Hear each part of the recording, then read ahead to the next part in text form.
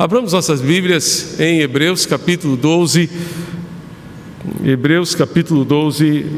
versos 14 e 15. Hebreus 12, 14 e 15. Os irmãos poderão acompanhar a leitura da Palavra de Deus. No domingo passado, iniciamos uma pequena série de mensagens sobre desafios da vida. E falamos sobre como evitar e como superar o fracasso, inspirados na história do apóstolo Pedro, que fracassou no seu testemunho cristão ao negar Jesus. Nesta noite queremos falar sobre o ressentimento, a partir desse texto de Hebreus capítulo 12. Domingo que vem, à noite, se Deus permitir, compartilharemos com os irmãos uma passagem no livro dos Números, quarto livro da Bíblia, falando sobre o medo, o desafio de vencer o medo. Então, desta forma caminharemos e convidamos os irmãos para continuarem conosco. Gostaria, antes de fazer a leitura, lembrar que ao longo desta semana nossas devocionais serão veiculadas normalmente pelo canal IB Capunga, que é o canal da nossa igreja no YouTube, e os irmãos poderão acompanhar a partir de amanhã até quarta-feira, devocionais relacionadas à mensagem de hoje pela manhã, sobre o discípulo autêntico, e a partir de quinta até sábado, devocionais baseadas na mensagem desta noite. Diz assim a palavra do Senhor, Hebreus 12, de 14 a 15. Segui a paz com todos e a santificação, sem a qual ninguém verá o Senhor, atentando diligentemente, porque ninguém seja faltoso, separando-se da graça de Deus, nem haja alguma raiz de amargura que brotando vos perturbe, e por meio dela muitos sejam contaminados. Que Deus abençoe e aplique esta palavra bendita aos nossos corações. Nem haja alguma raiz de amargura que brotando vos perturbe, e por meio dela muitos sejam contaminados. David Jeremias faz algumas afirmações a respeito do ressentimento de uma forma muito interessante, que de forma introdutória eu gostaria de compartilhar com os irmãos.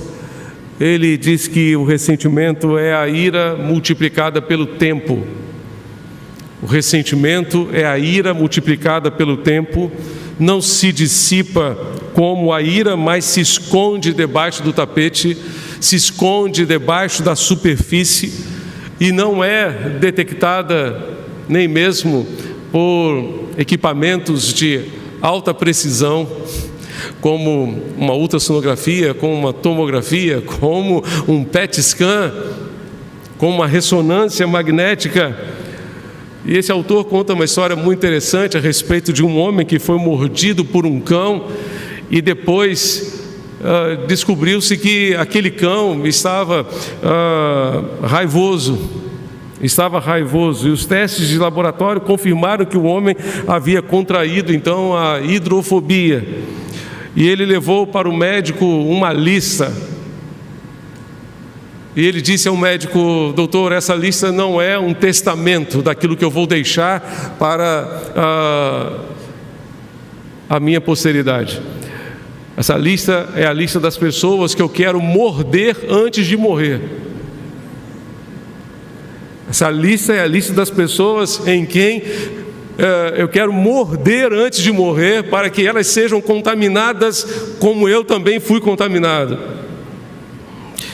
Meus amados, os ressentidos são aqueles que foram mordidos e canalizaram a energia para morder os outros ou morder a si mesmos. O ressentimento nos deixa irados permanente. A palavra ressentimento, portanto, nos lembra o sentimento que se repete.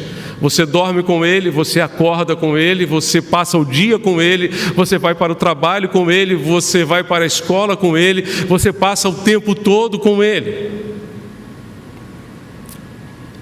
Abra sua Bíblia na primeira carta de Paulo, capítulo 13, verso 5. Nós vamos encontrar a palavra do Senhor que nos diz que o amor não se ressente do mal. O amor não se ressente do mal, ou o amor não guarda rancor. O verbo guardar aqui no grego é logizomai, e ele vem da contabilidade, e significa calcular ou computar ou guardar num registro. Os contadores públicos do primeiro século deveriam conferir os livros contábeis, calcular ou computar que ele tinha determinado número de itens. A palavra que designa esse cálculo é essa logizomai. Romanos 4, verso 8 nos diz: como é feliz aquele a quem o Senhor não atribui culpa. A ideia é que Deus tem um livro fiscal e somos felizes realmente se Ele não registrar nenhuma entrada do nosso nome nesse livro. Mas como pecadores, certamente nós vamos ter que encontrar o nosso nome nesse livro fiscal de Deus. Mas se você entregou a sua vida a Cristo, é claro que o sangue de Cristo já lavou, já limpou, já apagou a linha onde continha o seu nome, porque o sangue de Jesus nos purifica de todo pecado. Nos purifica de todo pecado. 2 Coríntios capítulo 5, verso 19, diz que nós fomos reconciliados com Deus. A palavra aqui também nos remete à contabilidade que promove a conciliação bancária. O nosso Deus, por meio de Jesus, por meio do sacrifício de Jesus, joga fora o livro fiscal. Merecemos que o livro seja jogado contra nós, mas ao invés disso ele é lançado para longe de nós. Para longe de nós. Há uma lenda que diz que Lutero, certa vez, estava dormindo e teria tido um sonho, e que nesse sonho teria aparecido Satanás com uma lista contendo os seus pecados relacionados. E então ele virou para o nosso adversário e perguntou: tem mais alguma coisa a acrescentar a essa lista? Ele disse: não, aqui estão todos os seus pecados. E ele disse: pois bem, agora você escreva abaixo do último: o sangue de Jesus me purifica de todo o meu pecado. Porque 1 de João capítulo 1, verso 7 nos diz que se andarmos na luz, como Ele na luz está, temos comunhão uns com os outros, e o sangue de Jesus nos purifica de todo pecado. Portanto, somos libertos do pecado, a nossa dívida foi paga por Jesus, Ele cravou todo o escrito de dívida que havia contra nós ali na cruz e garantiu, portanto, a nossa salvação, garantiu a nossa redenção. Quando nós não deixamos Deus tratar o nosso coração, nós vamos ter que conviver com o ressentimento, com esse sentimento que se repete. Os anos passam, os dias passam, mas aquele sentimento está ali. Passam 2 anos, como passam 20 anos, e o sentimento está ali como se tivesse acontecido, se fosse relacionado a um fato acontecido há 20 minutos atrás. Porque nós não tratamos, e as feridas ficaram abertas, não foram tratadas, não foram cicatrizadas, não colocamos o remédio necessário. E justamente por conta disso, continuamos sangrando. Continuamos sangrando. Abra sua Bíblia no primeiro livro dos Reis, capítulo 2. Primeiro livro dos Reis, capítulo 2, de 1 a 6, você vai encontrar alguns conselhos que Davi deu ao seu filho Salomão. Conselhos cheios de dor, cheios de ressentimento.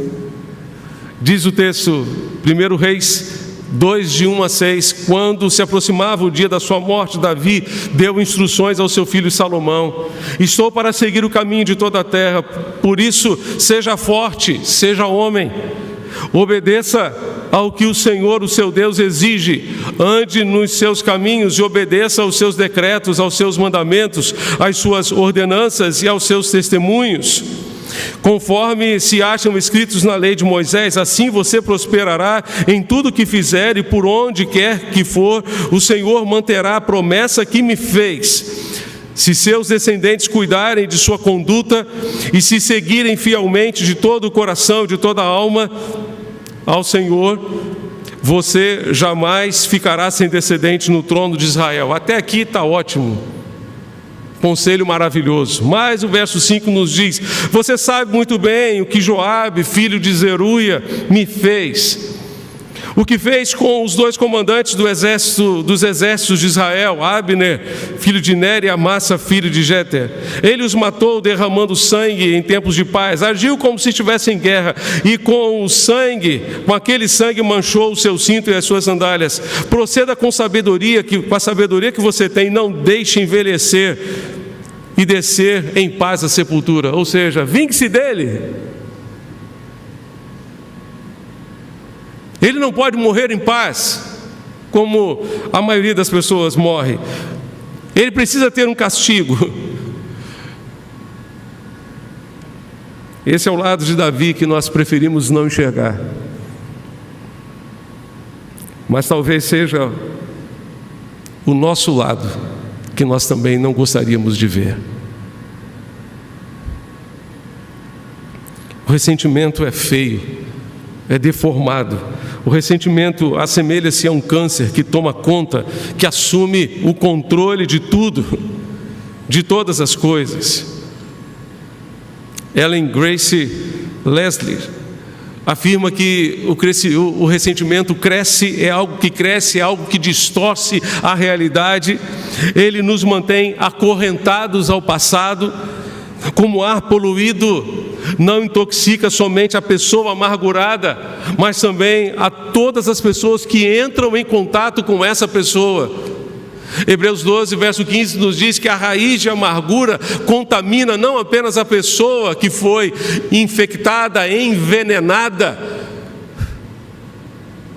por essa raiz maldita, mas ela contamina todos que estão ao seu redor. Por isso, por favor, volte ao texto de Hebreus capítulo 12.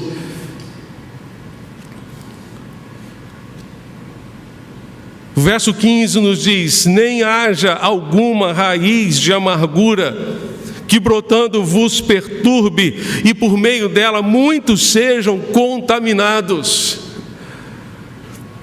Esse mesmo verso, traduzido pela NVI, nos diz, a partir do verso 14: esforcem-se para viver em paz e para serem santos. Sem santidade ninguém verá o Senhor. Cuidem que ninguém se exclua da graça de Deus, que nenhuma raiz de amargura brote e cause perturbação, contaminando muitos. Eugene Peterson também traduziu esse texto da seguinte maneira: esforcem-se para que seja possível a convivência uns com os outros e com Deus. Senão, o máximo que vocês vão conseguir é um vislumbre de Deus. Não permitam que ninguém despreze a generosidade, a graça de Deus. Não deixem que a erva daninha da amargura se espalhe. Uns poucos espinhos podem arruinar um jardim em pouco tempo, podem destruir a vida de qualquer pessoa. Pergunte a qualquer jardineiro sobre ervas daninhas. Ele dirá que facilmente se elimina a erva daninha depois, ou melhor, que dificilmente se elimina a erva daninha depois que ela toma conta da plantação. A erva daninha se espalha, sufoca a grama viçosa, as lindas flores que desejam ou desejávamos ter no nosso canteiro. É exatamente o que o ressentimento faz. Danifica os nossos relacionamentos, mas antes de tudo danifica a nós mesmos, danifica o nosso coração. David Jeremias vai nos dizer que quando decidimos ficar presos ao ressentimento, renunciamos o controle do nosso futuro. Quando decidimos ficar presos ao ressentimento, nós renunciamos o controle do nosso futuro. Trocamos o frescor do novo dia, com todas as suas possibilidades, pela dor do passado. Com muita frequência devoramos nosso coração, pedaço a pedaço, por alguém que pode estar longe e totalmente alheio aos nossos pensamentos, esquecido do que aconteceu e talvez não tenha sequer noção do que tenha feito conosco, fora do alcance das nossas lembranças e ações. Como alguém disse, guardar ressentimento é tomar veneno e esperar que o outro morra. Prejudicamos não somente a nossa saúde espiritual, mas também a nossa saúde física. Não apenas a nossa saúde espiritual, mas também a nossa saúde física. Quantas pessoas estão com doenças simplesmente por conta de dores que não foram resolvidas, não foram tratadas dentro de si mesmas. Podemos começar alimentando um pequeno rancor, que se alimentamos, transforma-se num forte ressentimento, e a essa altura, esse ressentimento já tem vida própria e não conseguimos parar de alimentá-lo. Para vencer o ressentimento, esteja disposto a reconhecer os seus próprios erros. Lembre-se que você também é falível. Lembre-se que você também é falível. O que é mais fácil? Pedir perdão ou perdoar? Quando nós pedimos perdão, nós estamos reconhecendo que nós erramos. E como isso é difícil hoje. Esteja disposto a dar o seu passo no processo de reconciliação. Esteja disposto a dar o seu passo no processo de reconciliação. Em segundo lugar, evite o acúmulo de problemas não resolvidos. Paulo, escrevendo aos Efésios, disse: não se ponha o sol sobre a vossa ira. A Bíblia, na linguagem de hoje, traduz esse verso da seguinte forma: não fique com raiva o dia todo, ou não vá dormir com raiva. Porque no dia seguinte você poderá ter outros problemas que se acumularão ao problema do dia anterior. Precisamos trabalhar os problemas à medida da sua ocorrência. Não fique guardando uma lista negra de coisas e de pessoas dentro de você, que certamente só farão mal a você. Lembre-se que se não perdoarmos, Deus não nos perdoará. Abra sua Bíblia em Mateus capítulo 6. Talvez você se lembre muito bem da oração do Pai Nosso, mas logo depois da oração do Pai Nosso, Jesus diz no Sermão do Monte, Mateus 6, de 14 a 15: pois se perdoarem as ofensas uns dos outros, o Pai Celestial também lhes perdoará. Mas se não perdoarem uns aos outros, o Pai Celestial não lhes perdoará as ofensas. É simples. Se nós perdoamos, nós somos perdoados. Se nós não perdoamos, não somos perdoados. Por isso que na versão de Lucas, do Sermão do Monte, em Lucas capítulo 6, Jesus também diz que nós devemos ser misericordiosos, como misericordioso é o nosso Pai Celestial. E Tiago nos alerta para o fato que o juízo será sem misericórdia para aquele que não usou de misericórdia. Tiago diz que a misericórdia triunfa sobre o juízo, mas o juízo será sem misericórdia para quem não usou de misericórdia. Se você não usar de misericórdia para com os outros, você não encontrará misericórdia. Não encontrará misericórdia. Tudo isso se resume nisto: perdoamos, porque fomos perdoados por Deus. Perdoamos porque somos pecadores também. Perdoamos porque um dia erramos também. Se você ainda não aceitou o perdão de Deus para os seus pecados, não vai conseguir perdoar os outros. terá muita dificuldade para perdoar os outros. Lembre-se que o perdão acontece mediante a operação da graça de Deus. E aqui eu preciso voltar a Hebreus capítulo 12. Porque aqui o autor aos Hebreus nos encoraja, nos exorta a não nos privarmos da graça de Deus. Eu não sei como foi que você chegou aqui hoje. Eu não sei como está o seu coração hoje. Talvez você consiga se lembrar de uma série de situações difíceis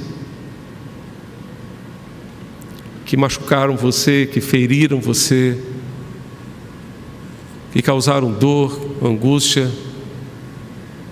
Talvez até mesmo você chegue à conclusão de que algumas feridas ainda estejam abertas, sangrando. Mas Hebreus 12, verso 15 nos diz que nós não podemos nos privar da graça de Deus. E eu quero encorajar você a não se privar dessa graça. Porque essa graça é a graça que liberta, é a graça que cura, é a graça que restaura a nossa vida.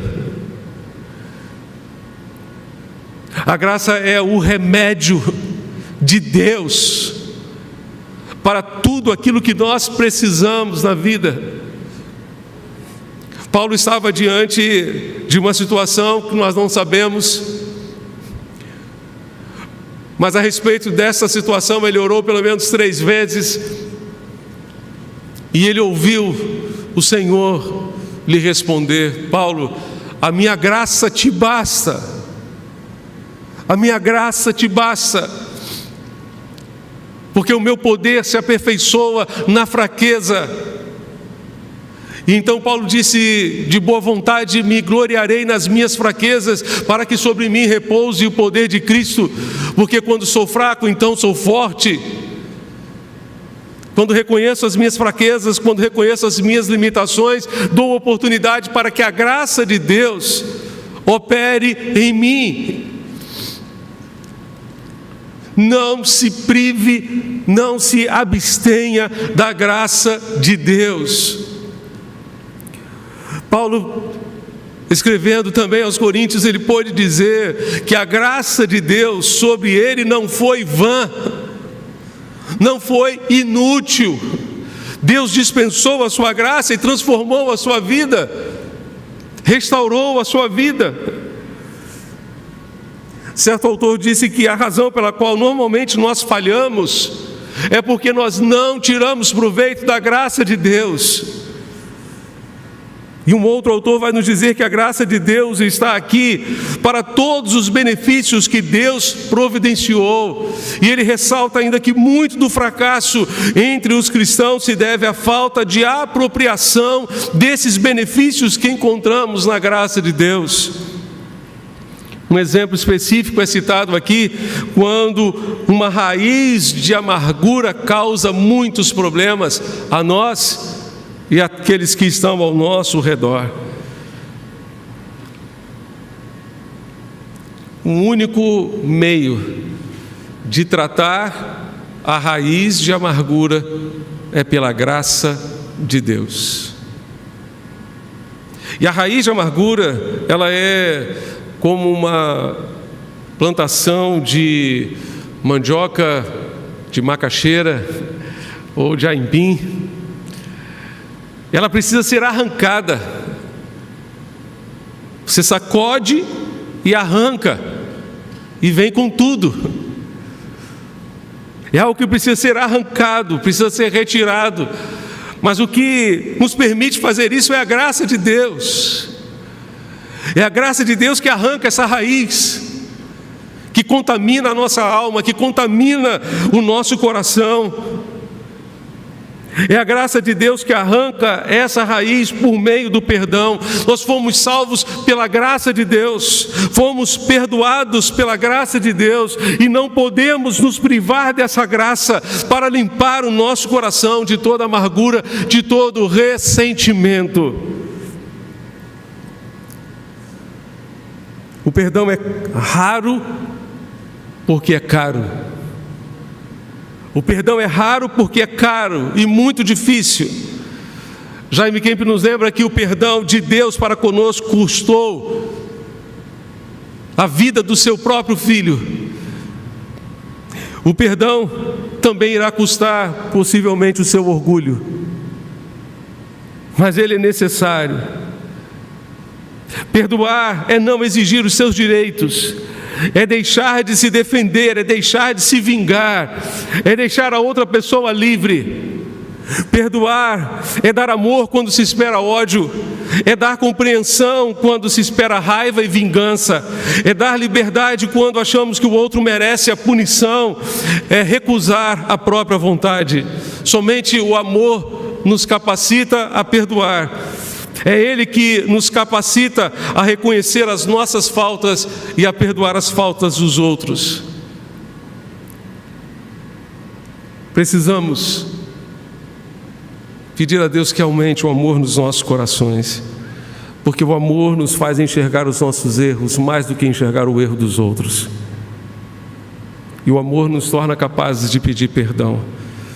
O amor nos torna capazes de abrir mão das nossas razões, nossos direitos pessoais, para exercer o perdão. Ele nos capacita a retirar a raiz de amargura de dentro do coração. Não se prive da graça de Deus. Não se prive da graça de Deus.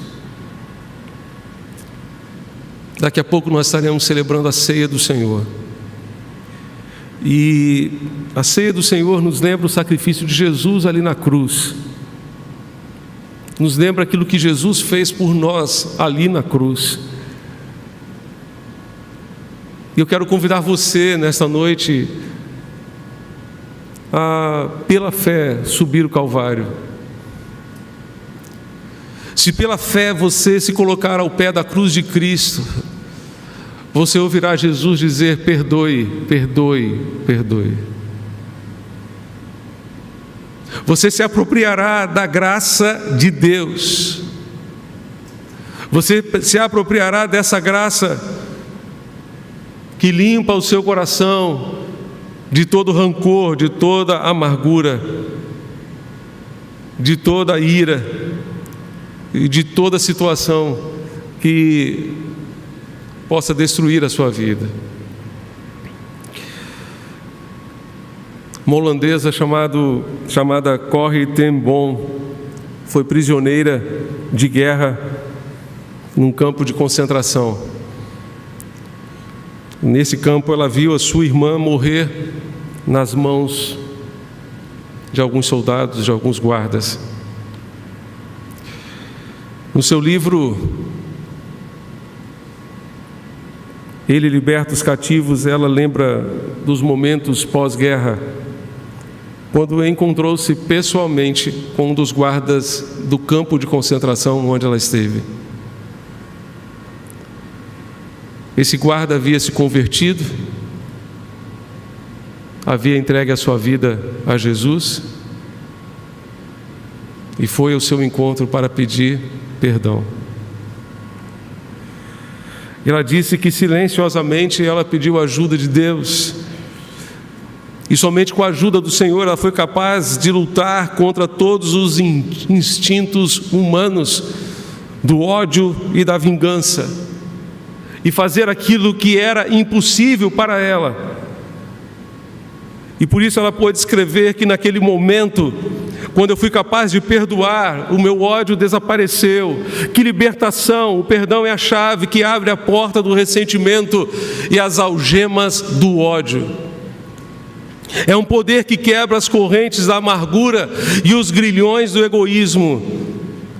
Que libertação é conseguir perdoar!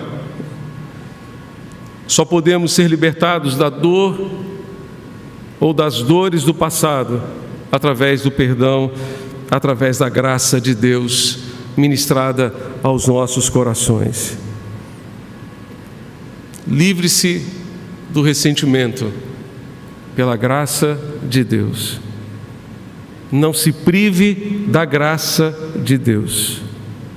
Quantas e quantas pessoas hoje são infelizes e doentes por causa de raízes de amargura. Nesta noite, deixe Deus limpar o seu coração com a sua graça. A graça é o remédio contra a amargura. Ela tem poder para arrancar essa amargura do seu coração, limpar o seu coração. Portanto, em nome de Jesus, não se prive dessa graça. Que Deus para tanto nos ajude e nos abençoe. Amém.